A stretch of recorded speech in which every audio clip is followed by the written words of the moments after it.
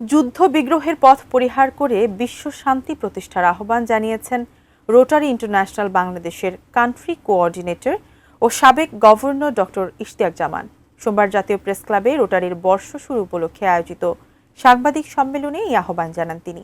Rotarian Abul খায়ের চৌধুরীর সভাপতিত্বে এই অনুষ্ঠানে আরও বক্তব্য রাখেন সাবেক গভর্নর শামসুল হুদা, মাহমুদুল হাসান, ডাক্তার ওমর শরীফ, লুবনা আফরোজ প্রমুখ।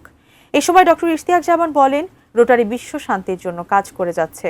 রোটারিয়ানরা নিজের জীবন বিপন্ন করে যুদ্ধ ও সংঘাতপূর্ণ এলাকায় মানবিক কার্যক্রম পরিচালনা করছেন। অংশীদারিত্ব কাদের সঙ্গে? সরকারের সঙ্গে, বেসরকারি সংস্থা, সবাইকে নিয়ে একসঙ্গে কাজ করা। জাতিসংঘের ইউএন আপনারা জানেন কিছুদিন আগে 2015 পর্যন্ত 2000 থেকে 2015 পর্যন্ত ছিল 8টা মিলেনিয়াম গোলস, আপনাদের মনে আছে। 2015তে যখন শেষ হয়েছিল, বাংলাদেশ কিন্তু ওর একটা জিনিসের উপর সারা ওয়ার্ল্ডে অ্যাওয়ার্ড পেয়েছিল। কোনটা জানেন তো? মনে আছে, আপনারাই করেছিলেন। 4 নম্বর গোলটা ছিল শিশু মৃত্যু হার কমানো।